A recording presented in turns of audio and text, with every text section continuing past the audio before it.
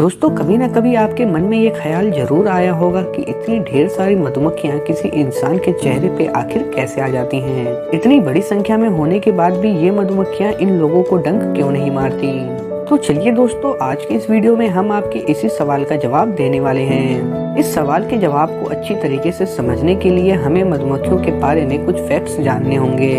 दोस्तों, मधुमक्खियां दुनिया की सबसे ज्यादा मेहनत करने वाली प्रजातियों में से एक मानी जाती हैं। पूरी दुनिया में मधुमक्खियों की 20,000 से ज्यादा प्रजातियां पाई जाती हैं, लेकिन इनमें से केवल 4 ही ऐसी प्रजातियां होती हैं जो शहद बना सकती हैं। मधुमक्खियों के एक छत्ते में कुछ 20,000 से 60,000 मादा मधुमक्खियां होती हैं। इनके साथ छत्ते में केवल 400 से 600 तक ही नर मधुमक्खियां होती हैं। यहाँ सबसे अहम बात यह है कि इतने सारे मधुमक्खियों के बीच में केवल एक ही रानी मधुमक्खी होती है।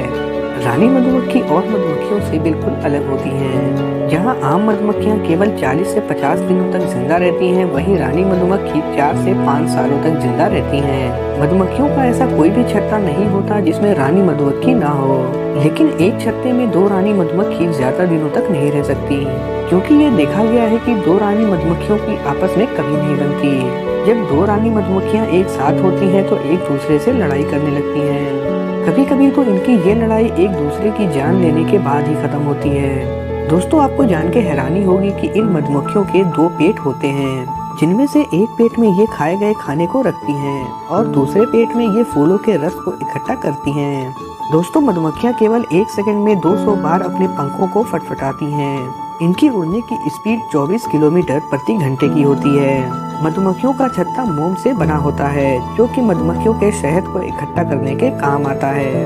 मधुमक्खियों की सूंघने की शक्ति इंसानों के सूंघने की शक्ति से कहीं ज्यादा होती है। ये मधुमक्खियां 10 किलोमीटर दूर होने के बाद भी फूलों को सूंघ सकती हैं। इसीलिए ये मधुमक्खी कभी कभी फूलों का रस चूसने के लिए 10 किलोमीटर दूर तक चली जाती हैं। एक मधुमक्खी अपने पेट में 50 से 100 फूलों का रस एक साथ रख सकती है। दोस्तों, केवल मादा मधुमक्खियां ही ऐसी होती हैं जो शहद बना सकती हैं और डंक मार सकती हैं। आमतौर पे ये मधुमक्खियां डंक नहीं मारती, क्योंकि मधुमक्खियों का डंक उनके लिए बहुत कीमती होता है। दोस्तों, आपको जान के हैरानी होगी कि 1 किलो शहद बनाने के लिए इन मधुमक्खियों को 40 लाख फूलों का रस चूसना पड़ता है। एक रिसर्च के मुताबिक शहद हजारों सालों तक खराब नहीं होता।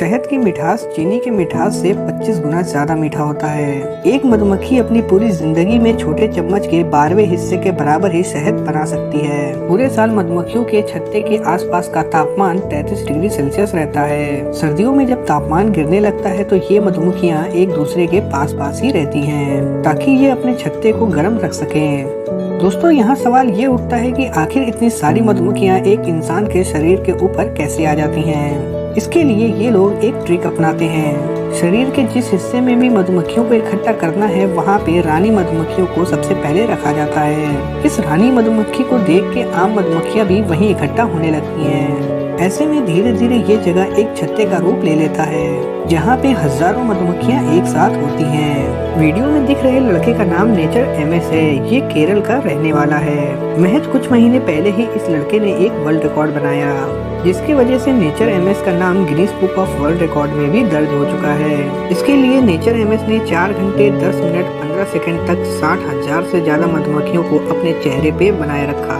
यहाँ हैरत की बात यह है कि मधुमक्खियों की इतनी ज्यादा संख्या होने के बाद भी इस लड़के को कुछ नहीं हुआ। ऐसे ही कुछ वर्ल्ड रिकॉर्ड पहले भी बनाए गए हैं, जिसमें कि हजारों मधुमक्खियों को अपने चेहरे पे लोगों ने रखा है, लेकिन हालिया वर्ल्ड रिकॉर्ड नेचर एमएस के ही नाम है।